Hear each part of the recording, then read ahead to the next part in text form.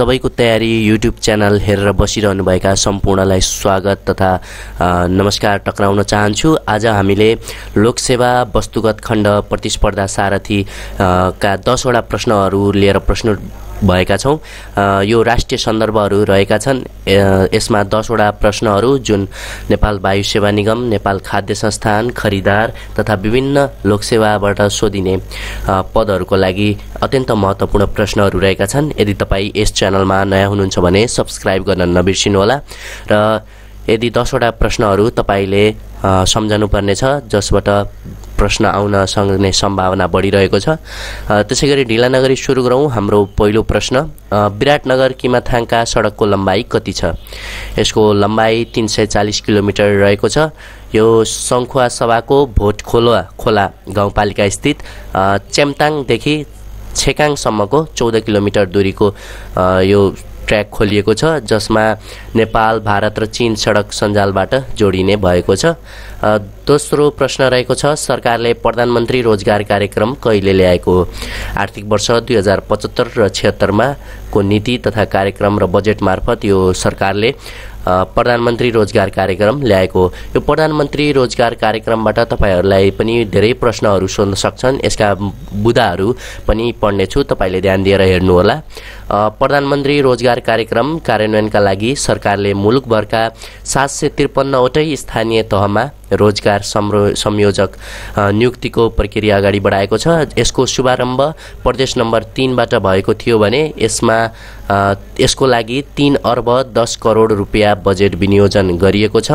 त्यसैगरी सरकारले 2075 पुस 23 मा रोजगारीको हक सम्बन्धी नियमावली 2075 मन्त्री परिषदबाट स्वीकृत गरेको थियो। त्यसै अर्को पोइन्ट रहेको छ, सरकारले 2075 असोजमा रोजगारीको हक सम्बन्धी ऐन 2075 निर्माण गरेको थियो। त्यसैगरी नेपालको संविधानको धारा 33 मा रोजगारीको हकलाई मौलिक हकका रूपमा समावेश गरिएको छ। त्यसैगरी अर्को पोइन्ट रहेको छ, सार्वजनिक विकास निर्माणका कार्यहरूमा रोजगारीको अवसर सिर्जना गरी आगामी 5 वर्षभित्रमा कुनै पनि नेपाली नागरिकले बाध्यताले वैदेशिक रोजगारीमा जानु पर्ने अवस्था अन्त्य गर्ने सरकारको योजना रहेको छ। त्यसैगरी अर्को पोइन्ट रहेको छ, स्थानीय तहमा स्थापना हुने रोजगार सेवा केन्द्रले बेरोजगारीको पहिचान र सूचीकरण गर्ने सूचीकृत बेरोजगार व्यक्तिलाई एक आर्थिक वर्षमा न्यूनतम 100 दिनको रोजगारी प्रत्याभूति गरिने व्यवस्था गरिएको छ। यस्तो यति रहेका थिए यो रोजगार प्रधानमन्त्री रोजगार कार्यक्रम यो रहेको थियो।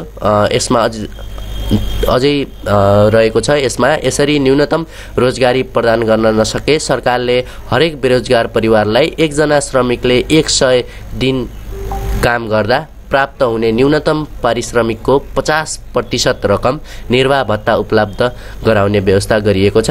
यति रहेको थिए प्रधानमन्त्री रोजगार कार्यक्रमका केही बुदाहरू। यिनी बुदाहरूलाई तपाईले पज गरेर पनि हेर्न सक्नुहुनेछ। यिनी एकदमै फाइदामा रहनेछ यो पोइन्टहरू। त्यसैगरी तेस्रो प्रश्न रहेको छ, नेपालमा सर्वप्रथम प्रहरी सुधार सुझाव आयोगको गठन कहिले गरियो? यो विक्रम सम्वत 2050 सालमा नेपालमा सर्वप्रथम प्रहरी सुधार सुझाव आयोगको गठन गरिएको छ। त्यसैगरी चौथो प्रश्न, संयुक्त राष्ट्र संघीय जलवायु परिवर्तन सम्बन्धी महासन्धि अन्तर्गतको प्राविधिक कार्य समितिमा एसिया प्रशान्त क्षेत्रबाट चयन हुने राष्ट्र कुन हो? यो नेपाल रहेको छ, जुन सन् 2018 डिसेम्बर 12 मा यो चयन भएको थियो। यसमा थप जानकारी, एसिया प्रशान्त क्षेत्रबाट नेपाल 2 वर्षका लागि सो समितिमा चयन भएको छ। त्यसैगरी पाँचौं प्रश्न रहेको छ, नेपालको पहिलो शहीद कसलाई मानिन्छ? लखन थापालाई मानिन्छ र यहाँ केही डेटहरू दिएका छन्, तपाईले यो ध्यान दिएर हेर्नुहोला डेटहरू। राणा शासकहरूले विक्रम सम्वत 1933 फागुन 2 मा यिनलाई मृत्युदण्ड दिएका थिए। यो सम्झिनु होला, विक्रम सम्वत 1933 फागुन 2। र सरकारले यिनलाई कहिले घोषणा गर्यो भन्ने कुरा विक्रम सम्वत 2056 फागुन 11 मा यिनलाई सरकारले शहीद घोषणा गरेको र 2072 असोज 3 मा नेपालको पहिलो शहीद घोषणा गरिएको थियो। यहाँ 3टा डेटहरू रहेका छन्। 1933 फागुन 2 मा यिनलाई मृत्युदण्ड दियो भने नेपाल सरकारले 2056 फागुन 11 गते यिनलाई शहीद घोषणा गर्यो र 2072 असोज 3 गते यिनलाई नेपालको पहिलो शहीद घोषणा गरिएको थियो। त्यसैगरी 6औं प्रश्न रहेको छ, अन्तरप्रदेश परिषदको पहिलो बैठक कहिले सम्पन्न भएको हो? विक्रम सम्वत 2075 साल मङ्सिर 23 र 24 गते अन्तरप्रदेश परिषदको पहिलो बैठक सम्पन्न भएको थियो। प्रधानमन्त्री अध्यक्ष रहने 10 सदस्यीय अन्तरप्रदेश परिषदमा अर्थमन्त्री, गृहमन्त्री र 7 प्रदेशका मुख्यमन्त्री रहने व्यवस्था रहेको छ। त्यसैगरी 7औं प्रश्न रहेको छ, नेपालको कुन ठाउँमा शान्ति स्तम्भ निर्माण गरिएको छ? सिक्लेस कास्कीमा शान्ति स्तम्भ निर्माण गरिएको छ।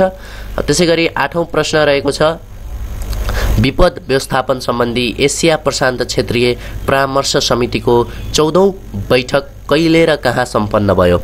विक्रम सम्वत 2075 साल मङ्सिर 17 देखि 19 गते यो बैठक भएको थियो, जुन काठमाडौँमा सम्पन्न भएको थियो।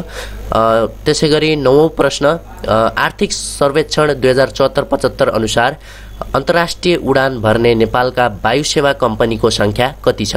यो तपाईँहरूलाई वायुसेवा निगममा को परीक्षामा पनि सोध्न सक्नेछ। यो 3वटा रहेका छन्, नेपाल एयरलाइन्स, बुद्ध एयर र हिमालयन एयरवेज।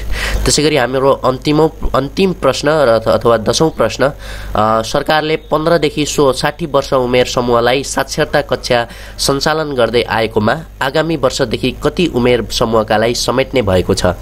15 वर्षभन्दा माथिका सबै नागरिकलाई यसले समेट्ने भएको छ। यति नै रहेका थिए 10वटा महत्त्वपूर्ण प्रश्नको सङ्गालो। यदि तपाईँ यस च्यानलमा नयाँ हुनुहुन्छ भने सब्स्क्राइब गर्न नबिर्सिनुहोला र साइडमा रहेको नोटिफिकेसन बेल आइकनलाई पनि थिच्नुहोला। त्यसैगरी तपाईँको एउटा सब्स्क्राइबले हाम्रो हौसला बढ्नेछ र हामीले यस्तै नयाँ नयाँ विविध जानकारीहरू लिएर प्रस्तुत हुनेछौँ। त्यतिन्जेलसम्मको लागि हस्त धन्यवाद, नमस्ते, बाई बाई।